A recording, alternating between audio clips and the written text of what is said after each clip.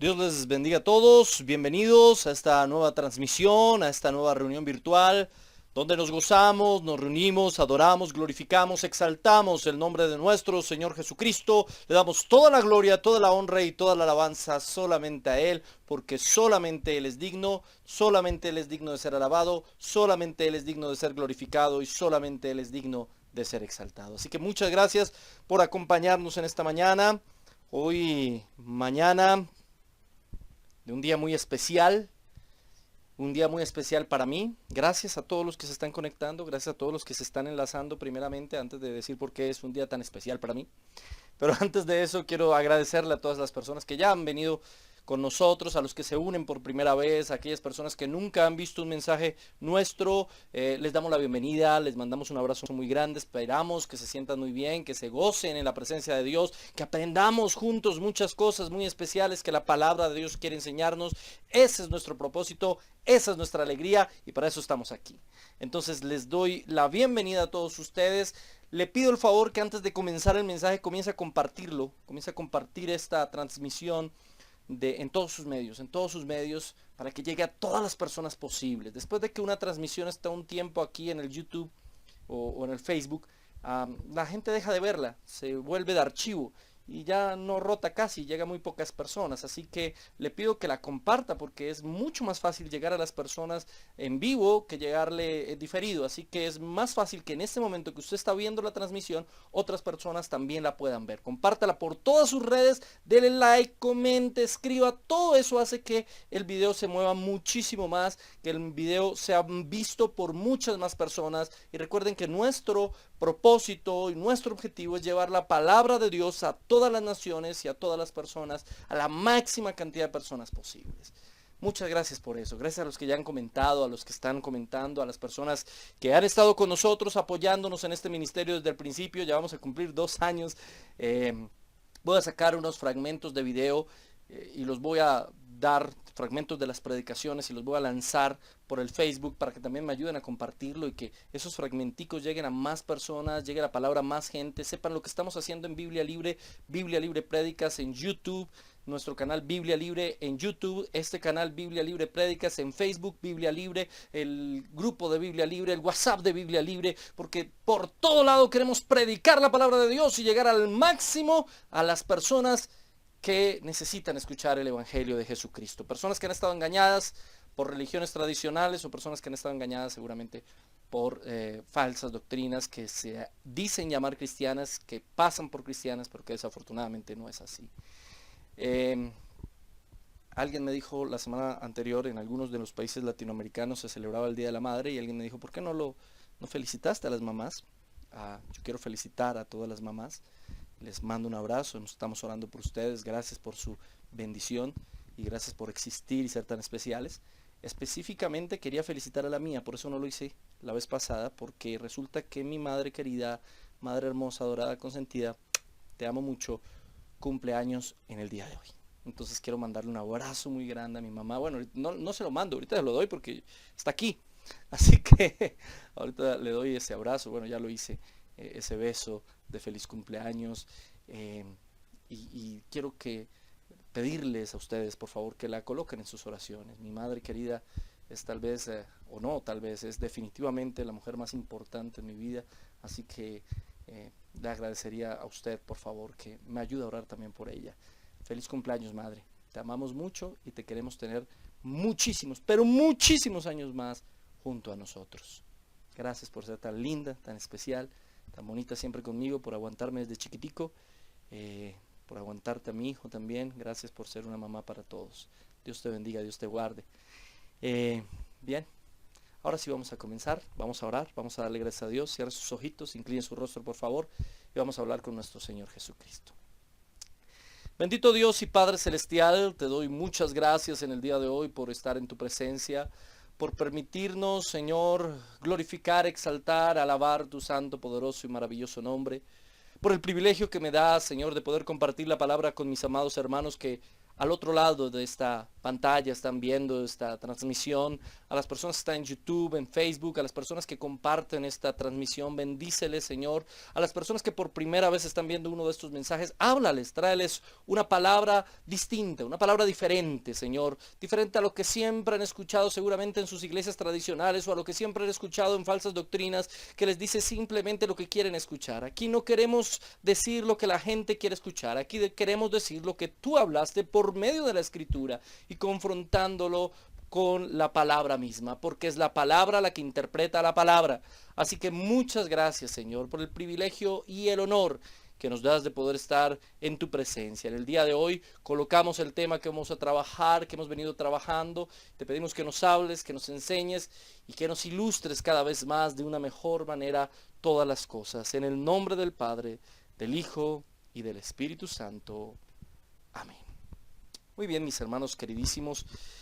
Hemos venido trabajando nuestra serie Soteriología. Si usted no ha visto los otros como, no sé cuántos ya, como 20 capítulos de Soteriología, le invito a que vaya al canal de Biblia Libre Prédicas y pueda compartir, ver, estudiar con nosotros la soteriología. También tenemos una serie que es la serie de atributos de Dios y tenemos otra serie que es la serie sobre adoración. Hemos visto estas 3 series en 2 años. En 2 años hemos visto 3 temas, que es el tema de la adoración, el tema de atributos de Dios y el tema de la soteriología. Así que los invitamos a que sigan con nosotros el estudio. No quiere decir que no, por no haber visto los otros mensajes no pueda entender este. No, no, no. Cada mensaje se puede entender absolutamente aparte. Sin embargo, cuando usted ve los otros mensajes, pues entiende mucho más ampliamente el contexto general de lo que hemos venido enseñando. Bien, hoy vamos terminando nuestro tema de la soteriología. Vamos acabando el tema de la soteriología. Lo último que vimos fue el concepto de la salvación, bueno, de la santificación, y cómo la santificación es un acto sinérgico, donde Dios hace conforme nosotros estemos en unión con Él. Lo que nosotros tenemos que hacer es en estar en unión con Él. La santificación tiene entonces 3 características. Una característica hacia el pasado: hemos sido santificados. Hemos sido salvados más bien desde antes de la fundación del mundo. Estamos siendo salvados en este momento por medio de la santificación y seremos salvados a futuro por medio de la glorificación. Y ese es el tema que hoy vamos a ver. Precisamente es el que tengo aquí. La glorificación. ¿Qué es la glorificación? ¿Qué tiene que ver? ¿Qué nos enseña la glorificación? Lo hemos escuchado muchas veces y seguramente usted lo ha escuchado en algunas congregaciones y seguramente, no digo todos, pero seguramente uno que otro se lo ha enseñado como no es. Así que hoy lo vamos a revisar a través de la Escritura, porque la glorificación, mis hermanos queridos, no tiene que ver con la capacidad o el acto de Dios en glorificar al hombre. No se trata de que Dios lo haga al hombre merecedor de gloria, porque el hombre no merece gloria alguna, y eso lo hemos estudiado a través de la Escritura, y ni siquiera al final de los días mereceremos la gloria, ni siquiera en el nuevo reino de Cristo mereceremos la gloria. No se trata de dar gloria al hombre, sino de la posibilidad del hombre de estar frente a la gloria de Dios en absoluta santidad. Y ahí ya hay una cosa muy diferente. Hay algo que me gusta mucho, se lo vi, es un ejemplo que le vi a R.C. Sproul, famoso predicador ya fallecido, tremendo teólogo. R.C. Sproul ponía el ejemplo en uno de sus mensajes de esta manera: ponía a un lado a Hitler, alguien representando a Hitler, obviamente Hitler ya está muerto, alguien representando a Hitler a un lado, al otro lado, a la otra esquina, completamente opuesta, ponía a un muchacho representando a Jesús, a Jesucristo. Y decía, esta es la diferencia entre lo más corrupto que puede ser un hombre, que lo ejemplifico con este hombre que parece Hitler, y lo más santo que puede ser un hombre, que obviamente es Jesucristo. Y luego tomaba un tercer hermano y decía, bueno, ¿y dónde iría este tercer hermano si fuese Pablo? Si el máximo grado de corrupción es el hermano que está a mi derecha, que representa a Hitler, y el máximo grado de santidad posible es mi hermano que está a la izquierda, que representa a Jesucristo, ¿dónde iría Pablo? Tal vez uno de los hombres más santos, si no el más santo después de Jesucristo, obviamente, en la tierra. ¿Dónde pondríamos a Pablo? ¿Cerca a Jesucristo? Si fuéramos honestos con lo que nos dice la Escritura, no. Pablo estaría al otro lado. mucho más cerquita de Hitler que de Jesucristo. El mismo apóstol Pablo, que vivió una santidad enorme, que fue un hombre de Dios admirable, que ninguno de nosotros hemos alcanzado siquiera alguna parte de lo que él hizo o algo de la santidad que él manifestó. Aún siendo un hombre santo y un hombre en el cual Dios trabajó y con el cual Dios habló y que escribió parte de la palabra de Dios, aún así, aún estaría muy alejado de lo que es la santidad y gloria de Jesucristo. Pero en medio de toda la santificación de su vida, llegará un momento en que Él resucite de los muertos, sea glorificado por el Señor y pueda estar mucho más cerca de Cristo. Ese ejemplo que pone R.C. Sproul me parece muy conveniente para hablar hoy precisamente de este tema, de la glorificación. Cómo vamos a ser transformados para ahí sí reflejar realmente la imagen de Cristo. No seremos dioses, eso tengo que ponerlo absolutamente claro. No se trata de que vamos a ser iguales a Cristo, sino que vamos a ser semejantes a Cristo y que ese proceso se va a culminar en un abrir y cerrar de ojos cuando el Señor nos resucite en gloria. Pero el tema y el concepto mismo de glorificación ya nos hace pensar muchas cosas. Nos hace pensar, por ejemplo, a mí me hace recordar un campeonato de fútbol de hace unos años. Estaba dirigiendo un equipo de unas chicas en un colegio donde trabajaba y era el campeonato interno de la institución. Y recuerdo el día final, cuando ellas llegan a la final y meten esos goles de la final y están felices y saltan y se alegran. Ellas llegaron a la gloria, no a un barrio que queda acá en Bogotá, no.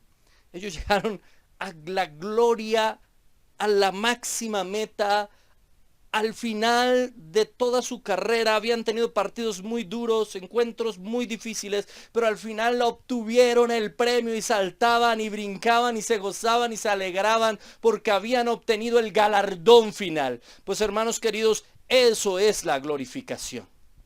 Es cuando obtienes el galardón final. Pero a diferencia de estas chicas que lo hicieron por su propio esfuerzo y su propio mérito, este galardón final que nosotros obtendremos no va a ser por mérito propio, no va a ser por nuestras capacidades, no va a ser por nuestra inteligencia, no va a ser porque somos personas muy buenas, muy capaces o muy inteligentes. Será por la gracia y misericordia de Dios y porque Dios desde antes de la fundación del mundo destinó que el que comenzó esa obra, él mismo que comenzó esa obra, la iba a terminar, porque desde antes de la fundación del mundo, él ya había destinado, había predestinado que usted y yo seamos glorificados al finalizar toda esta historia. Es el final feliz del cuento. Es cuando termina la historia con un final feliz. Este es el momento cumbre, máximo. Es el momento donde todo el plan de Dios termina. Bueno, el plan que nosotros conocemos. Porque créame que el plan de Dios es infinito y eterno. Porque todo en Él es eterno. Así que su plan también es eterno. Pero el plan que nosotros necesitamos conocer termina en ese momento. En el momento de la glorificación. Y ahí es donde hablamos de la vida eterna. Por eso es tan importante y tan bonito este tema, ¿sí? Hemos venido hablando de la santidad, hablamos 2 sermones de la santidad y fue duro. Y aquí viene el momento bonito y el momento pasito, pero al mismo tiempo el momento supremamente interesante, el momento de las promesas, el momento de la alegría, el momento donde usted se va a dar cuenta de todo lo que Dios tiene preparado para aquel que le busca de verdad. Y si usted no conoce a Cristo, quédese y escuche este mensaje, porque después de escuchar esto, si es que lo acabo hoy, cosa que no sé, de seguro querrá seguir a Cristo. De seguro estará convencido que es el mejor camino, porque no hay nada más maravilloso, más grande y más glorioso precisamente que la glorificación. La doctrina de la glorificación, que entre otras cosas se enseña muy poco. en muchas iglesias, porque hoy en día se habla de prosperidad, hoy en día se habla de bendición, hoy en día se habla de carro, casa y beca, pero no se habla de lo que realmente importa, y lo que realmente importa es la meta final, es la glorificación, es cuando nuestros cuerpos y nosotros mismos seamos transformados por completo para ser semejantes a Cristo y vivamos una vida completamente diferente a la que hasta ahora hemos vivido, y es lo que vamos a ver en el mensaje de hoy. Entonces, para eso necesitamos comenzar con la palabra glorificación en la Biblia. La concordancia Strong nos dice que la palabra glorificación en el Nuevo Testamento es la palabra doxazo. Doxazo. Significa glorificar, significa apropiadamente, atribuir peso a algo, ojo, reconocer la sustancia real de una cosa.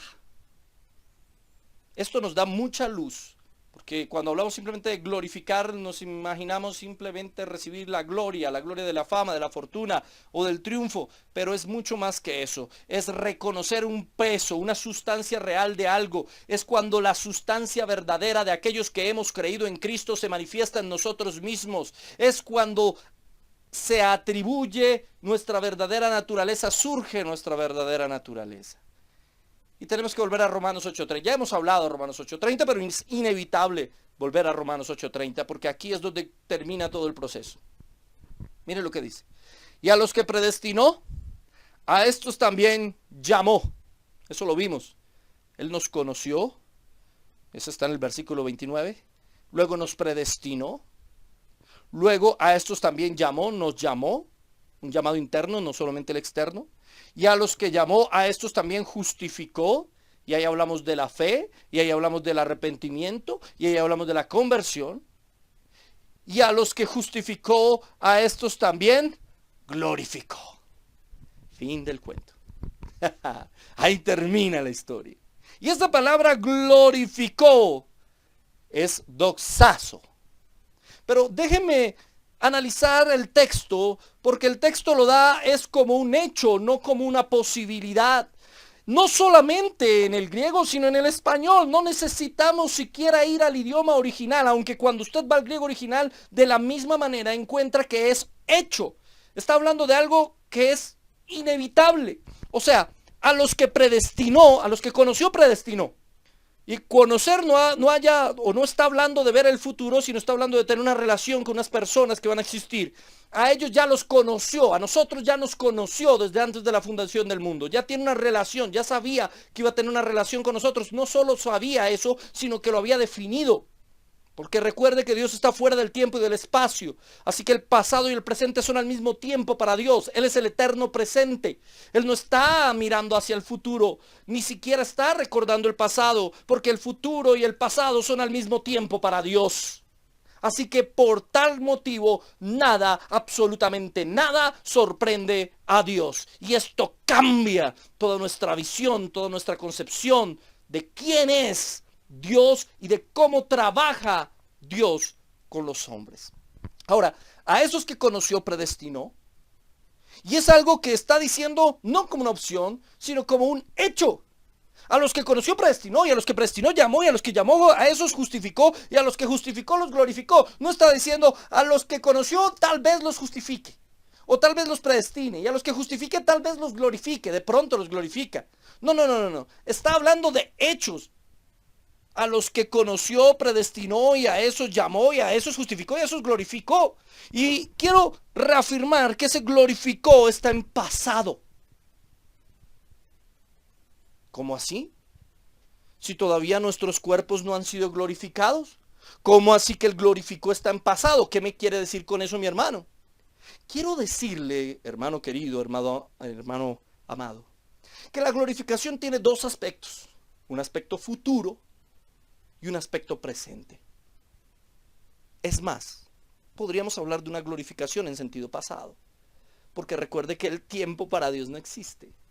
Así que Él ya había destinado desde antes de la fundación del mundo que fuéramos glorificados.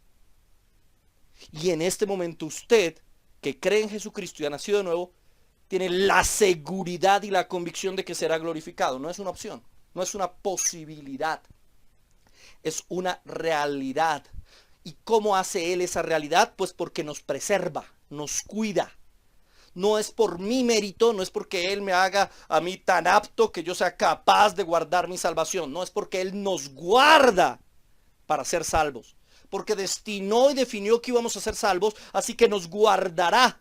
Y por más rebeldes que seamos, si realmente hemos nacido de nuevo, tendremos que arrepentirnos de nuestros pecados y tendremos que hacer restitución si es posible y tendremos que volver a los pies de Cristo, porque Él nos guardará, porque definió desde antes de la fundación del mundo que fuéramos salvos, y así va a ser. Nada nos separará del amor de Cristo.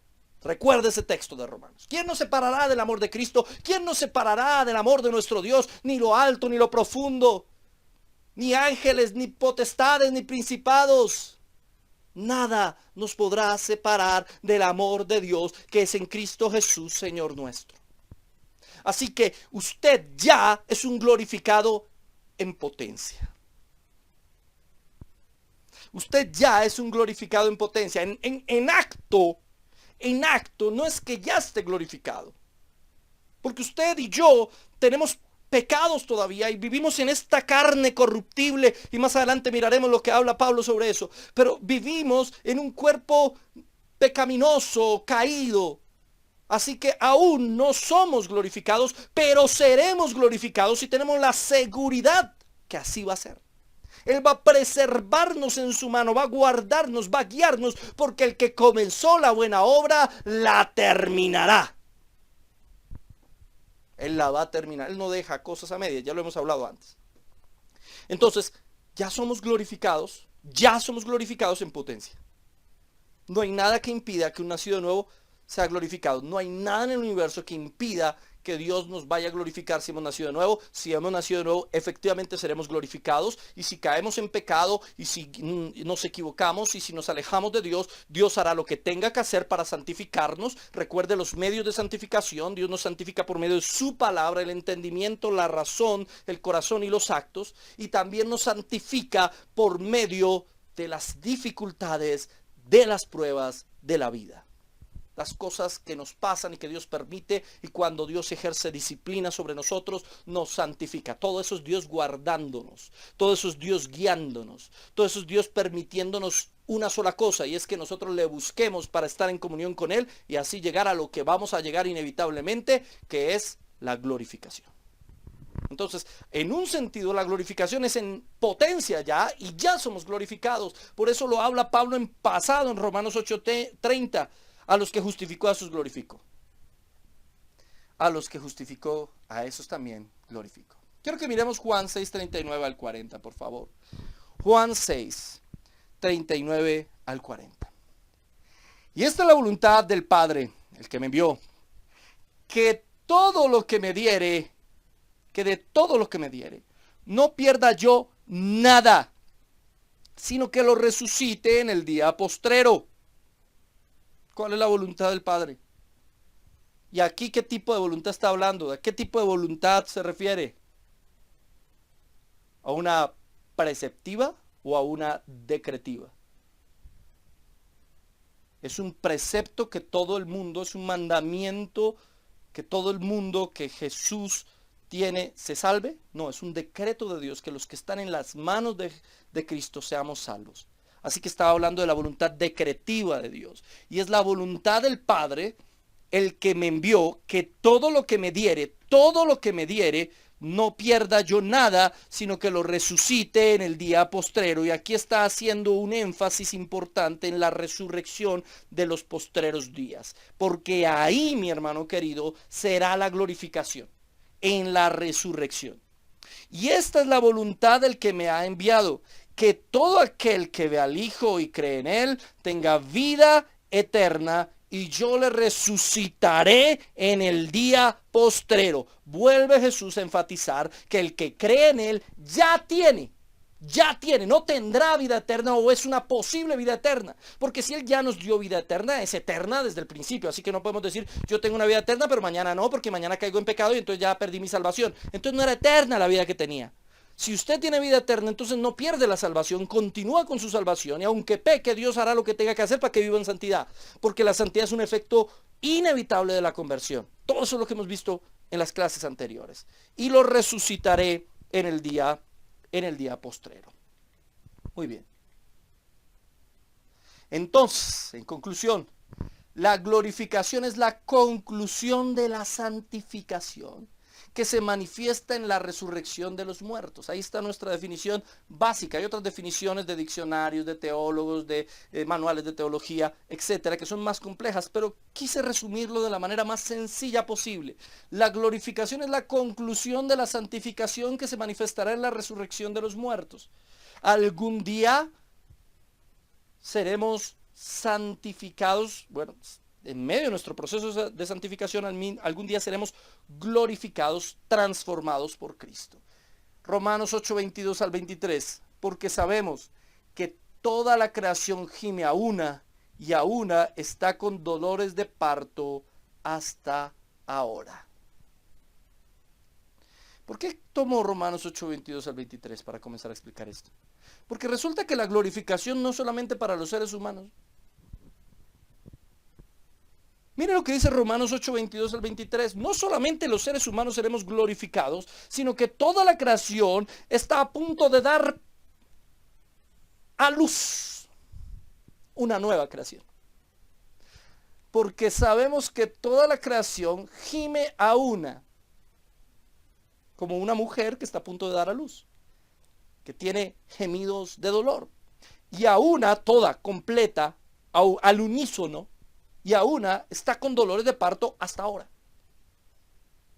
Está dando una nueva creación. O sea, la creación misma está siendo transformada. Verso 23. No solo ella, sino que también nosotros mismos, ¿se da cuenta? Que tenemos las primicias del Espíritu. Nosotros también gemimos dentro de nosotros mismos, esperando la adopción, la redención de nuestro cuerpo. ¿Cómo así que esperando la adopción? ¿Que ya no somos hijos de Dios? ¿Que si no creemos? Nosotros vimos la adopción. Si usted no ha visto el mensaje sobre la adopción, puede ir a YouTube y ver el mensaje sobre la adopción. ¿Cómo así que estamos esperando la adopción? ¿Que ya no somos hijos de Dios? Sí, pero aún nuestra naturaleza no es como la naturaleza de Cristo. Aún estamos en un cuerpo caído, pecador, y que nos lleva hacia el mal y no hacia Cristo. Y eso quiere decir que aún nos falta algo. Y ese algo se concretará.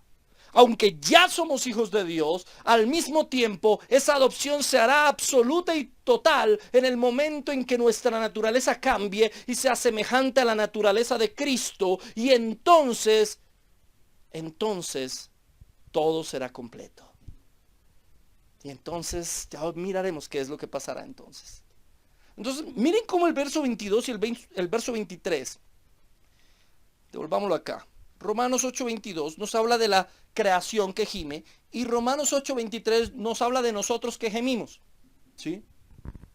También gemimos dentro de nosotros mismos. Está haciendo entonces una analogía entre una creación que está a punto de cambiar, que va a ser transformada, que va a ser modificada, y un ser humano que, al igual que la creación, va a ser transformado, cambiado y modificado. Entonces la glorificación no es solamente para el hombre. Primera de Juan 3, 2 al 3. Mire lo que dice para entender mejor esto de la adopción. Amados, ahora somos hijos de Dios y aún no se ha manifestado lo que hemos de ser. Lo que les hablaba ahorita de la adopción, ¿se dan cuenta? Sí, ya somos hijos de Dios, claro, ya somos hijos de Dios. Pero aún no se ha manifestado lo que hemos de ser. Aún no. Ahora vemos por espejo oscuramente. Corintios capítulo 13. Pero entonces conoceremos como fuimos conocidos. Pero sabemos que cuando Él se manifieste, ¿cuándo será eso? Cuando Él se manifieste, cuando Cristo regrese, seremos semejantes a Él. Y aquí hago ese énfasis en una palabra que he repetido varias veces en este mensaje. Semejantes. No que vamos a ser iguales, no que vamos a ser dioses, ni pequeños dioses, ni Jehová Junior, nada de esas cosas. Semejantes a Él. Seremos su imagen y semejanza, esa imagen y semejanza con la cual fue diseñado el hombre desde el principio de la creación, Adán y Eva, hechos a la imagen y semejanza de Dios, y que fue deteriorada, fue corrompida esa imagen por el pecado, se va a restaurar en ese día. esa imagen y semejanza de Dios se va a restaurar en ese día. Seremos semejantes a Él porque le veremos tal como Él es. Ojo, tendremos la capacidad de ver a Dios en su gloria. Es que la glorificación es eso, no que nosotros recibamos gloria. No, nosotros seremos transformados, nos pareceremos a Él y estaremos en tal santidad que por fin le vamos a poder ver a Él, al Señor en plena gloria. ¿Por qué usted no puede ver a Dios? Y mucho ateo va a decirme, mucho ateo seguramente me dirá, es que Dios no existe porque no lo podemos ver. Es que cómo sabemos que Dios hay o que hay un Dios o que existe un Dios si no es posible verlo. ¿Dónde está aquel Dios que usted predica si no puedo verlo con mis propios ojos? Y quiero decirle, mi estimado amigo ateo, usted y yo no podemos ver a Dios con nuestros ojos porque usted y yo somos seres caídos, pecaminosos, corrompidos, y Él es absoluta, completa y totalmente santo. Es completamente distinto, completamente perfecto. Todos sus atributos son absolutamente perfectos. Por eso dice la Biblia que sin santidad es imposible agradar a Dios. La única manera de verlo es que en este proceso de santificación lleguemos a un momento en el que el Señor nos lleve en la santificación y nosotros en nuestra propia naturaleza seamos completamente transformados, totalmente transformados. Ya nacimos de nuevo. Y estamos en un proceso de crecimiento y de madurez espiritual. Pero llegará un día donde ese crecimiento y madurez termine. Es la misma analogía con la vida. Usted nace físicamente, crece, se reproduce y muere. Cuando morimos al mundo y vivimos para Cristo, nacemos de nuevo. Crecemos espiritualmente. Nos reproducimos cuando predicamos la palabra de Dios a otros y hacemos discípulos, que es lo que Cristo nos mandó a hacer, no a evangelizar. Ojo, porque la gente se confunde. Él nos mandó a más que evangelizar, Él nos mandó a ser discípulos. Pero algún día tendremos que morir. Y cuando llegue la muerte de este cuerpo, de esta naturaleza humana que todavía conservamos, de este viejo hombre, resucitaremos como lo hizo Cristo, con un cuerpo diferente, sin ganas de pecar. Alguien me preguntaba alguna vez, y yo allá cuando esté en el reino de Dios, ¿yo cómo hago? ¿Qué tal me den ganas de pecar otra vez? No le van a dar ganas de pecar, hermano. Usted no va a querer, usted va a tener otro cuerpo, su naturaleza va a ser diferente. Las únicas ganas que le van a dar a usted es de estar con el Señor porque Él es bueno. Nuestra naturaleza habrá sido transformada y voluntariamente le serviremos. No como robots, será absoluta y completamente voluntario. Entonces, ¿por qué no podemos en este momento ver la gloria de Dios? ¿Por qué no podemos ver a Dios aquí presencial físicamente? Porque no tenemos un cuerpo glorioso. Estamos en un cuerpo caído y pecaminoso. Necesitamos que Él nos transforme en toda nuestra vida, nos haga parecidos a Él, para poderle ver tal cual es. Qué hermosa doctrina es esa. Qué hermosa doctrina. Ahora miremos. 1 Tesalonicenses 4:13 al 18. Tampoco queremos, hermanos, que ignoréis acerca de los que duermen. Mira lo que está diciendo Pablo aquí.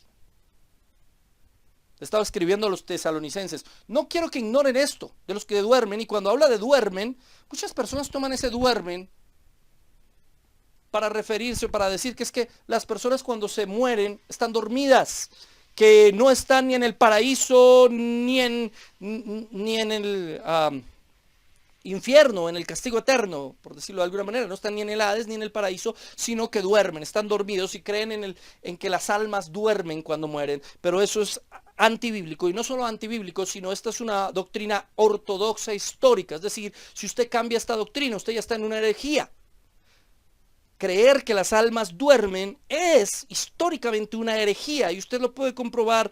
En este momento no es el tema, pero usted lo puede comprobar en los escritos, en la Didaché, en los escritos de los primeros cristianos, y se dará cuenta cómo ellos no creían que cuando alguien moría, dormía.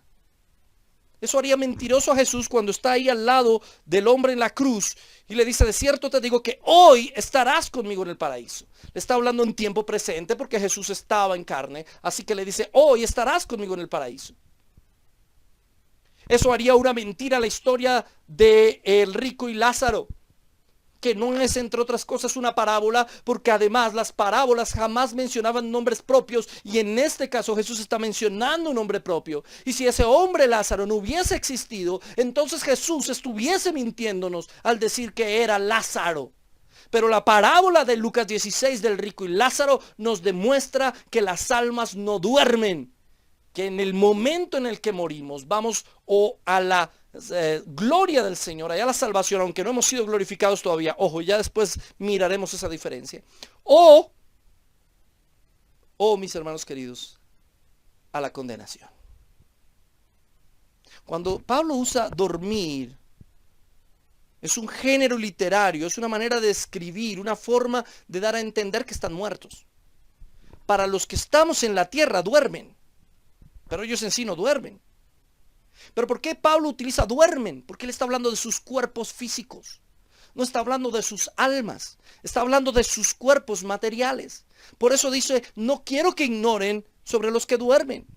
Y luego dice, para que no os entristezcáis como los otros que no tienen esperanza. ¿De qué otros está hablando? ¿Cuáles son los otros? Bueno, sería especular decir a quién se refiere, porque habían muchos grupos que no creían en aquel entonces en la resurrección. Obviamente la mayoría gentiles, pero también podemos hablar de los saduceos, que aunque judíos no creían en la resurrección de los muertos porque la veían de una mala manera, no la entendían, pero Jesús ya había hablado de la resurrección. Los fariseos sí creían en esa resurrección, y ese tema de la resurrección final es un tema clave en la teología de Jesús durante su ministerio, porque obviamente toma partido a favor de la concepción farisaica de que algún día resucitaremos, pero no de la misma manera. Él lo amplía muchísimo más. Y Pablo nos da mucha luz al respecto de cómo será esa resurrección. Verso 14. Porque si creemos que Jesús murió y resucitó, así también traerá Dios con Jesús a los que durmieron en él. Ojo con esto. Si creemos que Jesús murió y resucitó, así también traerá Dios con Jesús a los que durmieron con él. Un momento. Y con esto reafirmo lo que estoy diciendo aquí, que el sueño de los muertos no es bíblico. Y es más, es una herejía. Y si usted conoce a alguien que enseña eso, no lo siga, mi hermano querido, porque le está enseñando una cosa que no es bíblica, que es completamente contraria. Y esto sí es ortodoxia, esto sí es importante. Este no es un tema secundario. Quien diga que es un tema secundario nunca ha estudiado teología. Este es un tema importante. Porque lo que la Biblia nos está diciendo es que cuando Cristo venga, los que durmieron con él vendrán con él. O sea que cuando utiliza el término durmieron, sí está refiriéndose a personas que están conscientes en el paraíso, pero que ahora vienen con él. No están durmiendo, porque vienen con él. ¿Me hago entender? Están durmiendo para nosotros, que los vemos como dormidos, muertos. Ahora, verso 15. Por lo cual os decimos esto en la palabra del Señor, que nosotros que vivimos, este texto es clave, nosotros que vivimos, que habremos quedado hasta la venida del Señor, no precederemos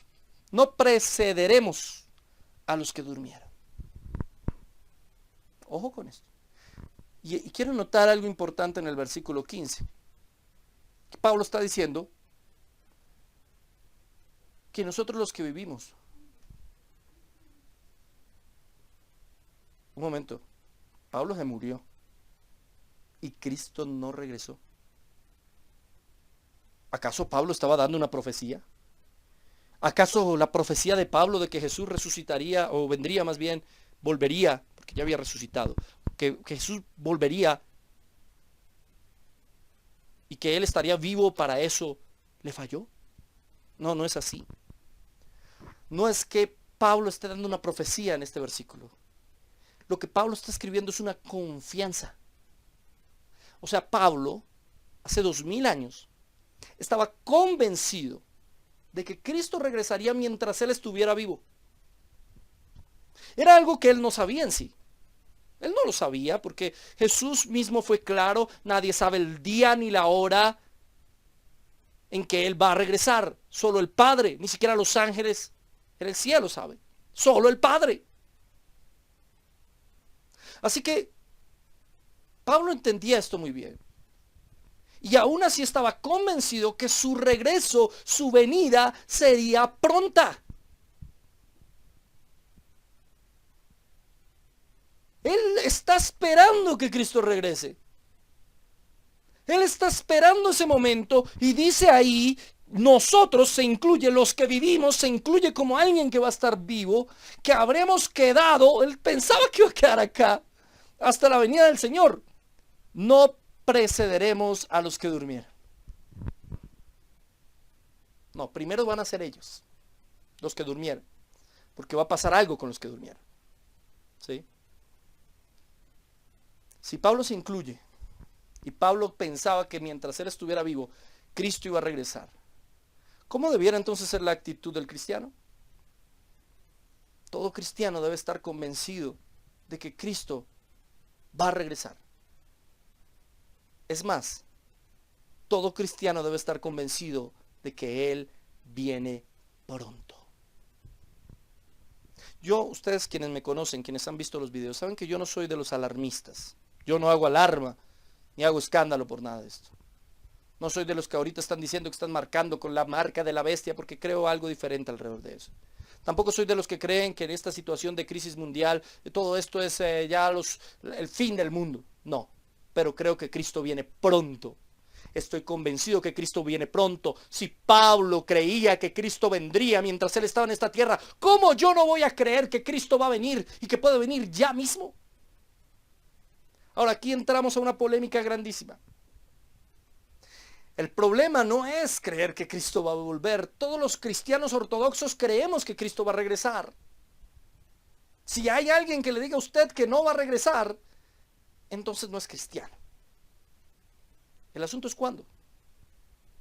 Y no hablo de una fecha, sino de un orden cronológico escatológico. ¿A qué me refiero con esto?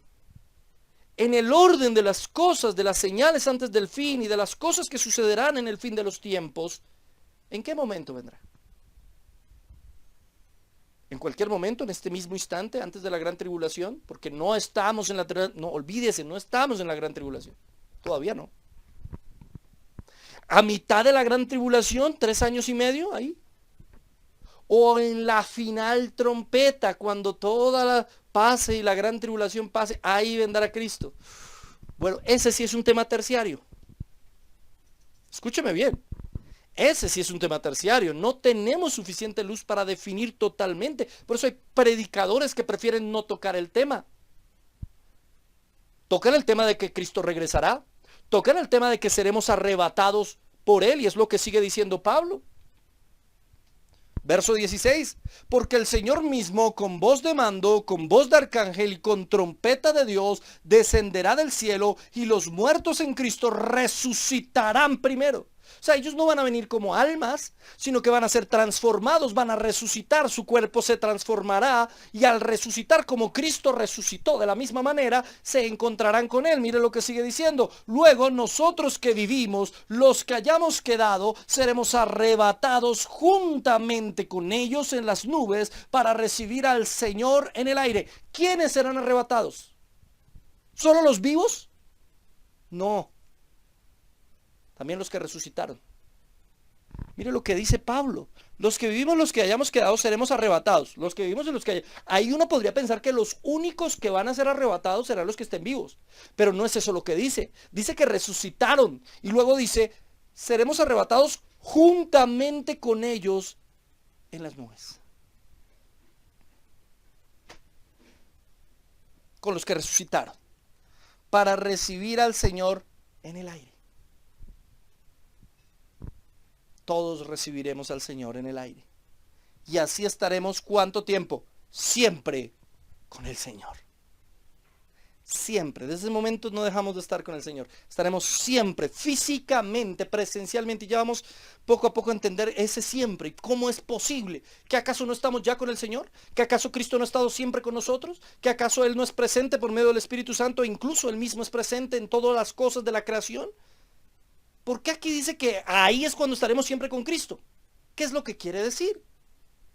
Esas son las preguntas que vamos a solucionar con la glorificación. Por eso es tan bonito ese tema.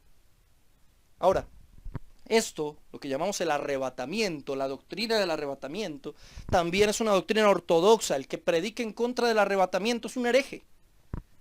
Va a haber un arrebatamiento, eso está absolutamente claro. Nos encontraremos con Él en las nubes. Hay gente que manipula y maneja la Biblia y le busca cómo negar una doctrina tan evidente como esta. Pero es una doctrina ortodoxa, no podemos pensar otra cosa. El problema no es el arrebatamiento, repito, el problema es cuándo se dará. Antes de la gran tribulación, durante la gran tribulación, después de la gran tribulación. Hay unos que inclusive dicen que después del milenio. No tenemos los datos suficientes. Es una doctrina no fundamental, no hace parte de la ortodoxia.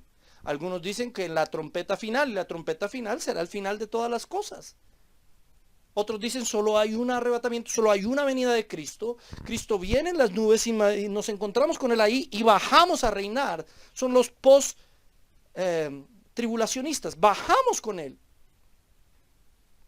Otros que son pretribulacionistas y mesotribulacionistas, que creen que ese arrebatamiento se dará en medio de la gran tribulación o antes de la gran tribulación, creen que ese encuentro con Cristo nos llevará a las bodas del Cordero y después bajaremos. Entonces habrán dos venidas de Cristo, una en el aire y otra física. Es un tema polémico. Se los dejo de tarea, porque no es mi tema hoy. Alguno está preguntando, y hermano, ¿usted qué cree? ¿Cuál es su punto de vista? Explíquenos usted. No, es que no estoy hablando del arrebatamiento. Estoy hablando de la glorificación. Ya llegaremos a eso. Sigue viendo nuestras prédicas. Y le voy a exponer lo que a través de la Escritura entiendo. Pero ojo, porque en este tema, este sí es un tema terciario, en este tema uno puede estar equivocado. Y no es alguien un hereje, porque piense que el arrebatamiento es después de la gran tribulación, o en medio de la gran tribulación, o antes de la gran tribulación. Eso no lo convierte en un hereje. Que piense que nunca va a haber arrebatamiento, eso sí lo convierte en un hereje. Que quede claro teológicamente. Sigamos, no nos compliquemos por hoy con el arrebatamiento. Por tanto, alentaos los unos a los otros con estas palabras. Ojo, mire por qué escribe Pablo esto.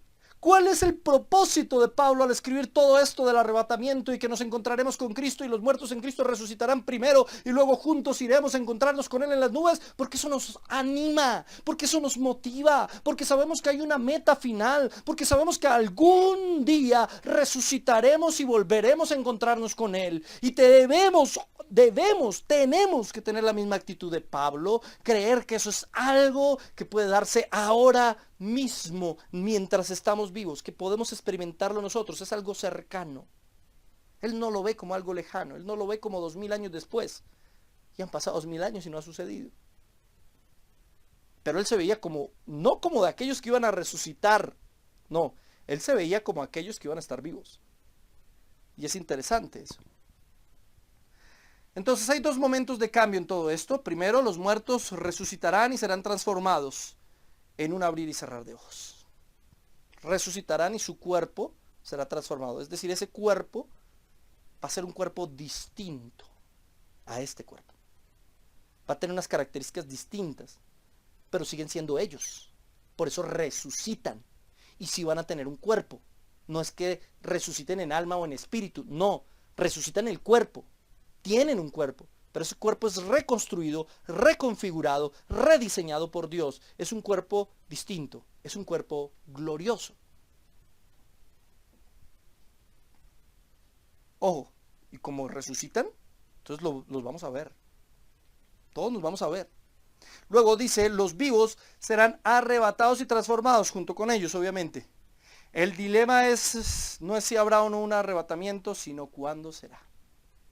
Primero a los Corintios 15, 51 al 53. Ojo con esto. Vuelve a tocar el tema Pablo y dice, he aquí, os digo un misterio, no todos dormiremos. No todos nos vamos a morir, mejor dicho. Ay, no, si ve que es que el alma no duerme, vuelvo y explico. Pero todos seremos transformados. Aquí apoya lo que estoy diciendo con que el alma no duerme, porque está hablando de la transformación física. ¿Sí? No todos dormiremos, pero todos seremos transformados. ¿Cómo seremos transformados? En un momento. En un abrir y cerrar de ojos. Muertos que resucitan y los que estén vivos seremos transformados en un abrir y cerrar de ojos. Eso no va a ser un proceso. Escúcheme, el proceso fue la santificación. La glorificación no es un proceso. La glorificación se da en un abrir y cerrar de ojos. Y luego dice, a la final trompeta. De este texto se toman mucho los post-tribulacionistas. Después hablamos de eso. Porque se tocará la trompeta y los muertos serán resucitados incorruptibles y nosotros seremos transformados. Los muertos resucitarán no con este cuerpo que se corrompe. La palabra incorruptible quiere decir que puede ir a corrupción, que se daña, que se deteriora, que está bajo la ley de la entropía, que es la segunda ley de la termodinámica. ¿Qué dice la ley de la entropía? Que todo en el universo va del orden al desorden. Es uno de los argumentos a favor de la existencia de Dios, el argumento entrópico, entre otras cosas. Pensar que las cosas se organizan y el universo se organizó solito sin que nadie meta la mano es absurdo por la física misma. La física misma nos enseña que todo en el universo va del orden al desorden, no del desorden al orden. Y lo que nos habla la teoría evolucionista es que todo estaba en desorden y comenzó a organizarse solito sin que existiera Dios y sin que nadie metiera la mano. Eso es un absoluto absurdo. Absurdo físico, ni siquiera estoy hablando de un absurdo bíblico, aunque también lo es. Ni siquiera estoy hablando de un absurdo filosófico y lógico, que también lo es. Estoy hablando de un absurdo científico, porque la segunda ley de la termodinámica nos dice, la ley de la entropía, que las cosas en el universo van del orden al desorden, no al revés. Y eso se llama la corrupción. Todo se va corrompiendo, todo se va dañando, todo se va deteriorando. Este cuerpo se va deteriorando. Ahora yo ando ahora con dolor de espalda. Cuando tenía 17 años no me dolía. No me dolía. Pero han pasado los años. No muchos, pero han pasado. Y me he deteriorado. Este cuerpo corruptible se ha engordado. Este cuerpo corruptible le han salido arrugas por todo lado. Vea eso. Este cuerpo corruptible ya no funciona como cuando era un jovenzuelo. ¿Por qué? Porque es un cuerpo corruptible, pero en el día que seamos transformados, esto de corruptible, este cuerpo corruptible se transformará en algo incorruptible. Esa es la promesa maravillosa, en algo que no se va a deteriorar, en algo que no se va a dañar, en algo que no va a cambiar. Porque es necesario que esto corruptible, dice Pablo, se vista de incorrupción, se vista. O sea, ese se vista nos hace entender que seguimos siendo nosotros. ¿Entienden? Que esto corruptible, este cuerpo, el cuerpo físico que tenemos es la semilla que se siembra para luego ver una hermosa planta que es completamente diferente. Las características entre una planta y una semilla son absolutamente distintas. No es lo mismo una semilla a un árbol o a una planta. Pero sigue siendo parte. Sigue teniendo el mismo código. Sigue siendo ella. ¿Me entienden? Cuando resucitemos seguiremos siendo nosotros. Y esto es la semilla. Este cuerpo es la semilla. Pero seremos algo mucho más grande que esto. Dele gloria a Dios por eso. Alégrese. Gócese. Porque es necesario que esto corruptible se vista de incorrupción y esto mortal se vista de inmortalidad. Ese nuevo cuerpo que vamos a tener será inmortal. No moriremos. Seremos incorruptibles. No envejeceremos. Y entonces, ¿de qué edad vamos a resucitar? Si yo me moría a los 70 años, ¿voy a resucitar como viejito? Estamos pensando la cosa mal. ¿Y si alguien se murió siendo bebé? ¿Resucita como bebé? Y entonces no crece, porque su cuerpo es incorruptible. Estamos pensando la cosa mal. Porque no es este cuerpo, ¿me entienden? Es un cuerpo distinto. Es un cuerpo glorioso. Y entonces el bebé que nada sabía, con ese nuevo cuerpo glorioso, digamos que ya sea como adulto, digamos, ¿sí? No va a saber leer ni escribir, no va a saber nada, no va a saber ni siquiera hablar, no va a saber caminar. Estamos pensando mal. Cuando Dios creó a Adán y Eva, ellos tenían todas esas habilidades. Hablaban, caminaban. Sí, les faltaba conocimiento, pero todos los conocimientos básicos fundamentales los tenían. ¿Podían aprender más cosas? Sí. Claro que sí. Pero ya se podían comunicar con Dios verbalmente. Ya podían ponerle nombre a las cosas. Tenían capacidad cognitiva avanzada. ¿De qué edad creó Dios a Adán y Eva? ¿Cuántos años tenía Adán cuando Dios lo formó? La pregunta en sí misma ni siquiera tiene sentido. Algunos dicen que tenía 33. Y esto es un dato interesante, ¿no? La mayoría de los científicos creen que los 33 años son la cumbre del hombre. La máxima etapa de desarrollo, 33. Alguno de los que nos está viendo que tiene 33 años, ¡ja, ja, ja, ja! Yo soy la máxima etapa de desarrollo. ¡Ja, ja! Sí. Pero a partir de los 33, vea, pasa esto. Lentamente. Hasta convertirse en esto. Se va deteriorando. De hecho, por esa es la razón. Dicen algunos teólogos, pues, están especulando un poco la verdad, porque el texto no lo dice, pero la información es interesante. Dicen que esa es la razón por la cual Jesús muere a los 33 años. Porque él, al no pecar, al no haber pecado, al no tener absolutamente nada en sí mismo de corrupción, aunque todavía no había sido glorificado, ojo, aún así, su cuerpo, un cuerpo humano como el de Adán antes de caer, ojo, como el de Adán antes de caer, pues Jesús no iba a envejecer. O sea, pues todos los que nacemos envejecemos de alguna manera, sí, pero nos desarrollamos. Según esta teoría, a los 33 años comenzamos a envejecer de verdad. Antes solo nos estamos desarrollando, llegando al máximo de plenitud de nuestras capacidades, pero a partir de los 33 envejecemos. Por eso tenía que morir a esa edad. Dicen ellos, una teoría, no estoy diciendo que sea ortodoxia. Nadie habría visto a Jesús más viejito. Nadie lo habría visto enfermarse. De hecho, hasta los 33 seguramente Jesús jamás se enfermó. Porque la enfermedad es producto del pecado y Jesús no tenía pecado. Así que Jesús jamás sufrió una gripe. O sea que a Jesús no le hubiera podido dar el coronavirus. No, claro que no. Claro que no. El Señor absolutamente era santo, puro, y su cuerpo no sufría el deterioro de la entropía que es causada por el pecado del hombre. Por eso la única manera en la que él iba a morir es si lo mataban. Bueno, esa es la teoría. Más allá de eso, a lo que me refiero con esto es que en la resurrección nuestro cuerpo será otro, basado en este, pero otro, distinto, con capacidades, cualidades diferentes. No tenemos suficiente información bíblica para determinar cómo. Lo que sí sabemos es que nos vamos a reconocer y que cada uno de nosotros va a saber quién es el otro. Sabemos algunas cositas de ese cuerpo. ¿Y por qué las sabemos? Miremos. Miremos. ¿Cómo será ese cuerpo glorioso? Romanos 6, 8 al 9. Mire lo que dice. Y si morimos con Cristo, creemos que también viviremos con Él. Ok. Sabiendo que Cristo, habiendo resucitado de los muertos, ya no muere.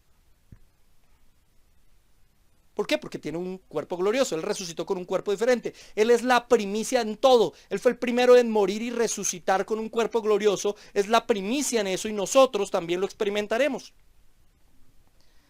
La muerte no se enseñorea más de él. Jesús no morirá porque tiene un cuerpo glorioso. Filipenses 3:21, donde dice Pablo, el cual transformará el cuerpo de la humillación nuestra para que sea semejante al cuerpo de la gloria suya.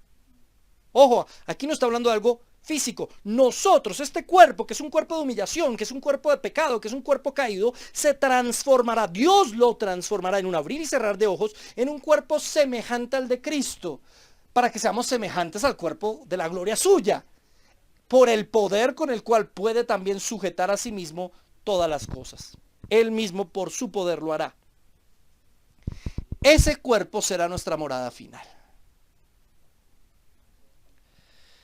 Quiero terminar, definitivamente no voy a terminar el tema hoy, ya me di cuenta, pero quiero terminar con este concepto que es un concepto muy interesante. Juan 14:2. Jesús dijo, en la casa de mi Padre muchas moradas hay. Si así no fuera, yo os lo hubiera dicho. Voy pues a preparar lugar para vosotros. Ese es un texto que la mayoría de los cristianos conocemos desde hace mucho tiempo. Y pensamos y nos imaginamos diferentes cosas. Hay varias teorías. ¿Cuál es esa morada?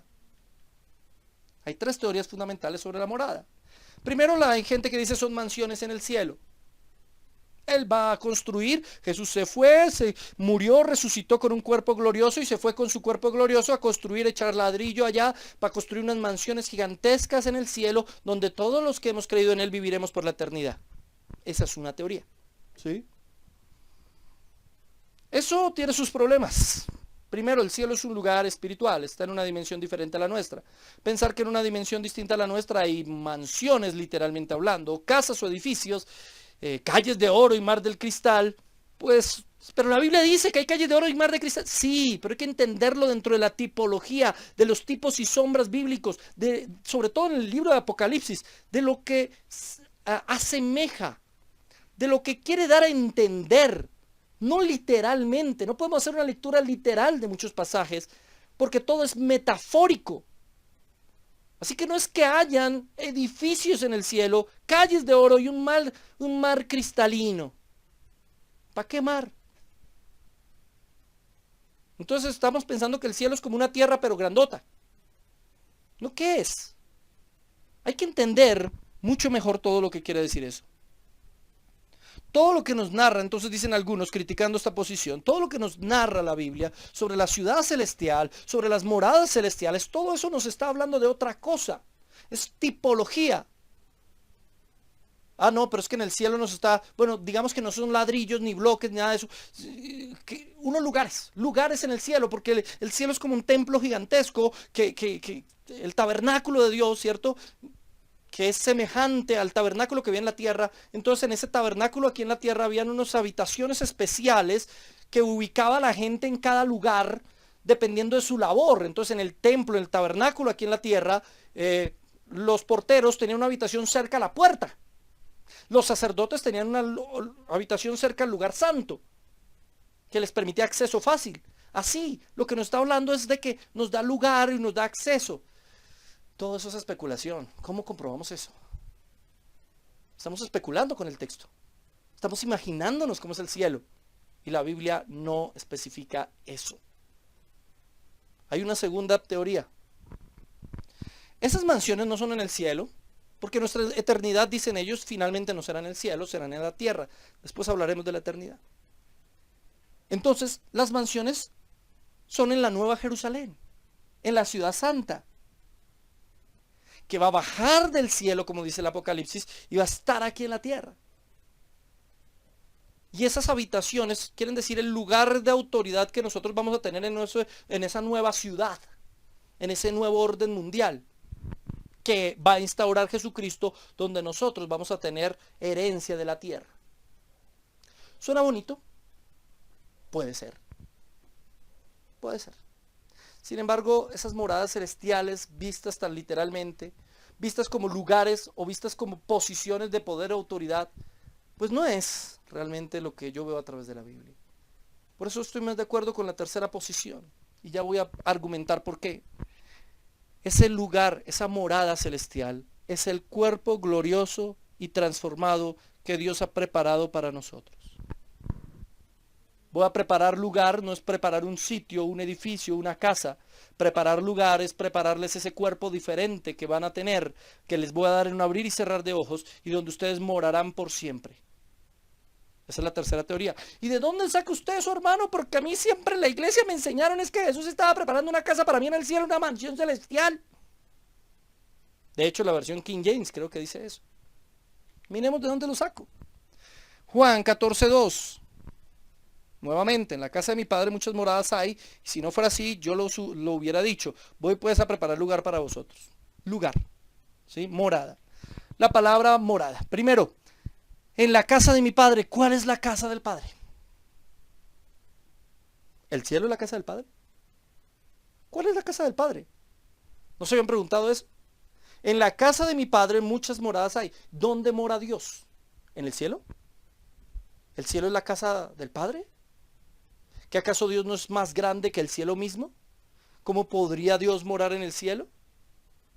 Dios es más grande que la tierra, el universo y el cielo. ¿Cómo puede Dios morar en el cielo? ¿Esa es la casa del Padre? Vamos mirando. Juan 13, 31 al 32. Entonces, cuando hubo salido, dijo Jesús, ahora es glorificado el Hijo del Hombre y Dios es glorificado en él. Está hablando de la glorificación, ¿sí? De cómo él glorifica al Padre y el Padre es glorificado en él. Si Dios es glorificado en él, Dios también le glorificará en sí mismo y enseguida le glorificará. Pero, hermano, ya me confundí. Explíqueme un poquito mejor eso, cómo es el asunto de la glorificación ahí en ese verso de Juan 13. Pues que nos está hablando de que la glorificación, ¿sí? La glorificación es algo mutuo, íntimo, entre Dios morando en Cristo, Cristo morando en Dios. Y recuerde que el Señor mismo toma esa misma alegoría de Dios Padre morando en nosotros, porque Cristo mora en nosotros y en nosotros mora el Espíritu Santo. ¿A qué hago referencia con eso entonces? Segunda a los Corintios 5, 1 al 4. Y este es el texto clave. Porque sabemos que si nuestra morada terrestre, este tabernáculo, está hablando Pablo, ¿este qué? Tabernáculo, está comparando nuestro cuerpo con el tabernáculo. ¿Qué dice el mismo Pablo? Porque nuestro cuerpo es templo del Espíritu Santo. ¿Cuál es la casa de Dios? El templo. Pero no el templo de Jerusalén. Sí, Jesús sacó a todos allá, los vendedores del templo de Jerusalén, han convertido la casa de mi padre en una cueva de ladrones. Esta casa, casa de oración será llamada. Pero escúcheme muy bien lo que le estoy diciendo aquí. Ese templo no era más que tipo y sombra de nosotros. Ese templo nos tipifica a nosotros porque Pablo dice ahora nuestro cuerpo es templo del Espíritu Santo. ¿Dónde mora Dios? ¿Cuál es la casa de Dios? En el cuerpo, en el hombre, en el ser humano. Ahí mora Dios. ¿Por qué Dios Padre estaba en Cristo? Porque Cristo tenía un cuerpo humano. Toda la gloria, la plenitud de la gloria de Dios estaba en Cristo. Cristo es Dios. Completamente Dios, completamente hombre.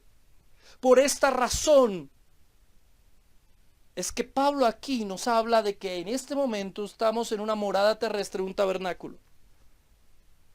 Hay una versión que dice esta tienda de campaña. Ahora mire, si este tabernáculo es un tabernáculo, nuestro cuerpo es un tabernáculo donde habita el Espíritu Santo, ¿cierto? Donde está el Señor, casa de Dios. Este tabernáculo se deshiciere, este tabernáculo se va a dañar, se va a destruir. Tenemos de Dios un edificio,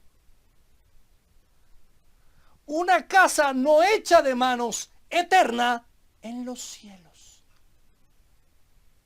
Pablo está comparando esto, Pablo está diciendo, esta es una casa. Nuestro cuerpo que se va a destruir es un tabernáculo, es una tienda de campaña. De hecho, el término en cierto sentido es un poco despectivo, pero lo que nos está diciendo es, se va a dañar, se va a destruir. Y hace la comparación, recuerden que Pablo trabajaba precisamente haciendo tiendas. Y él está diciendo, este cuerpo mortal, corruptible, va a ser destruido. Se va a corromper, pero el otro cuerpo que Dios nos va a dar es un edificio. O sea, es diferente. Es incorruptible. Ya no es una tiendita, ya no es un tabernáculo. Pasamos del tabernáculo al templo, mejor dicho. Este edificio no se podrá destruir. Y está hablando del cuerpo al principio. Por lo tanto, si seguimos la norma lógica, la línea de pensamiento de Pablo, en la segunda parte del mismo versículo también está hablando del cuerpo. El edificio tiene que ser el cuerpo, tiene que ser otro cuerpo. Me voy a preparar un lugar para ustedes, una morada celestial. Mire lo que dice. Y por esto también gemimos deseando ser revestidos de aquella nuestra habitación celestial. Revestidos, está hablando precisamente en los mismos términos que habíamos visto en versículos anteriores.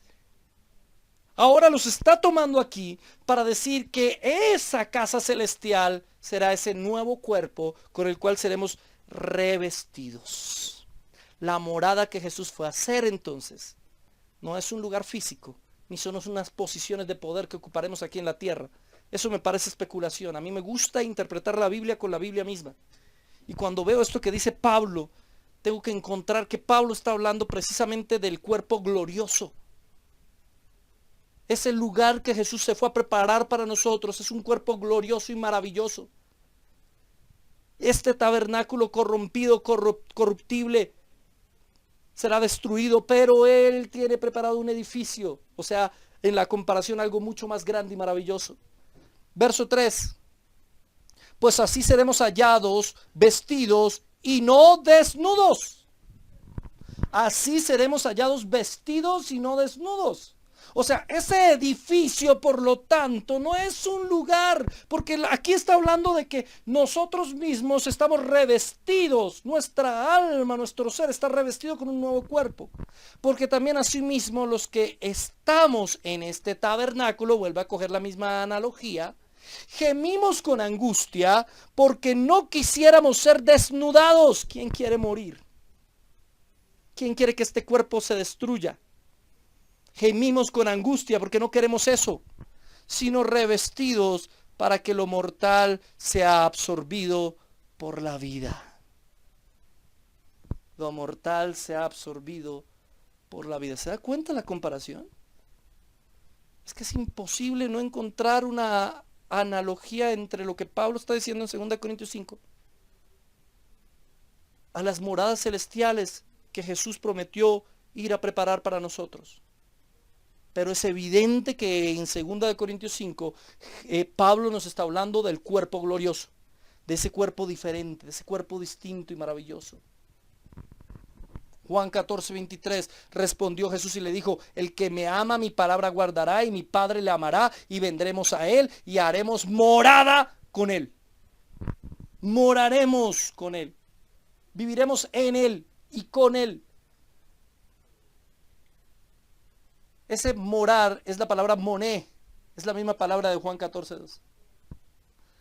Haré un moné, para que vayan a moné, a morar allá, en una morada celestial. Pero esa morada es la posibilidad de que el Señor habite en ese nuevo cuerpo plenamente.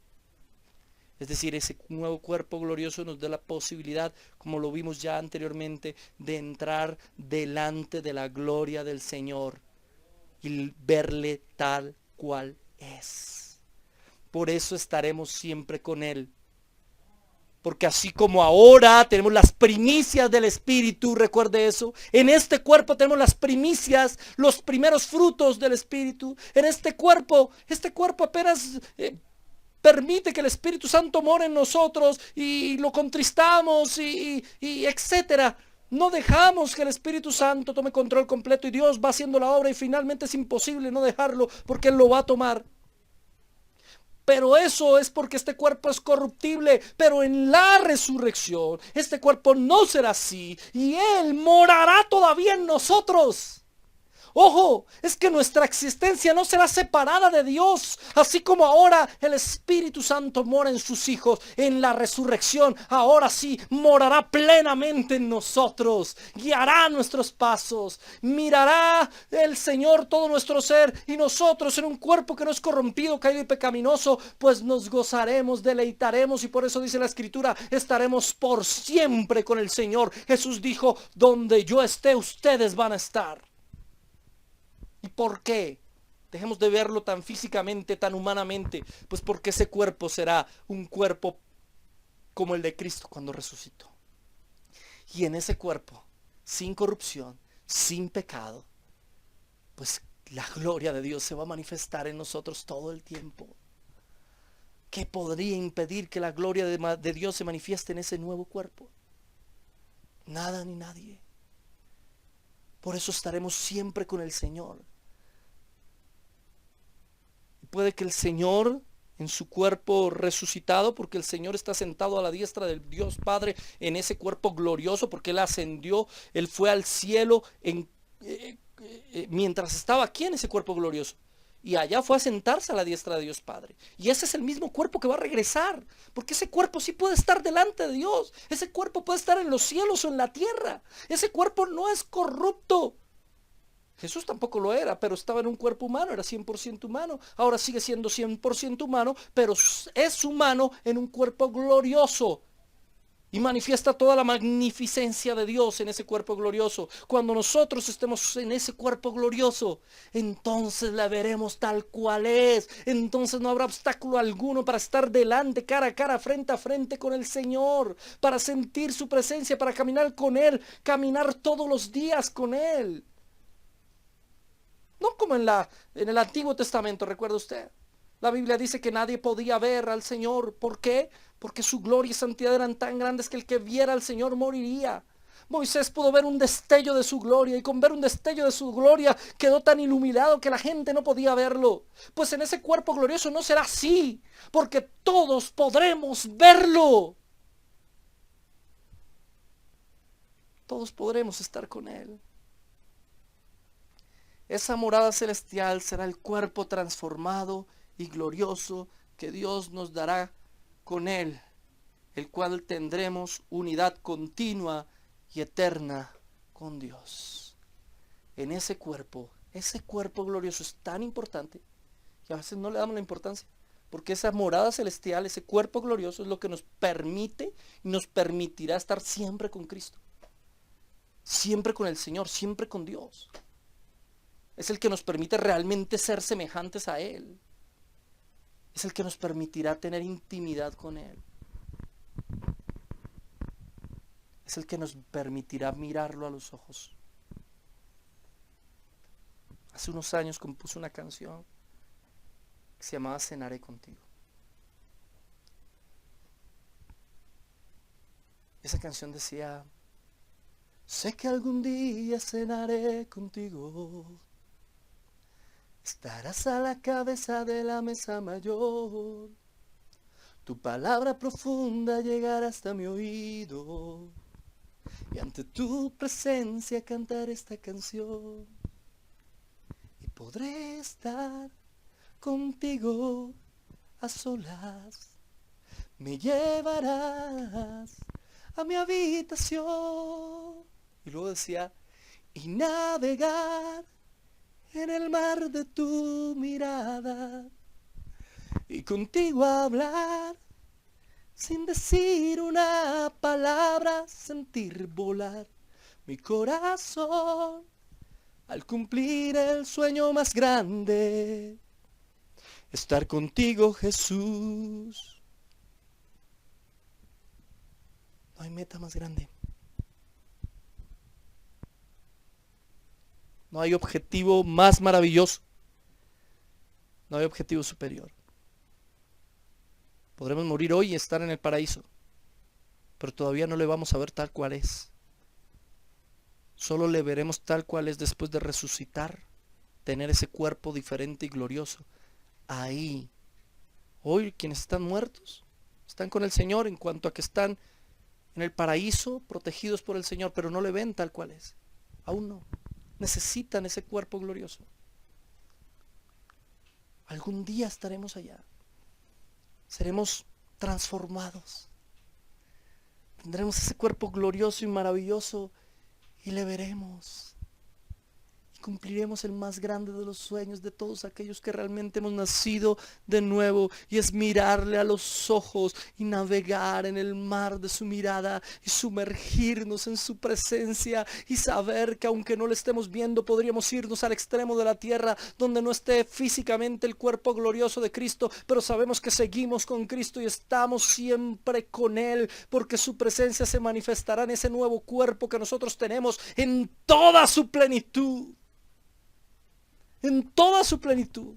Si a veces cuando estamos llenos del Espíritu Santo aquí en la tierra, el gozo y la alegría nos llena y nos embarga de tal manera que no podemos controlarnos y no podemos controlar nuestras emociones, ¿cómo será con un cuerpo glorioso?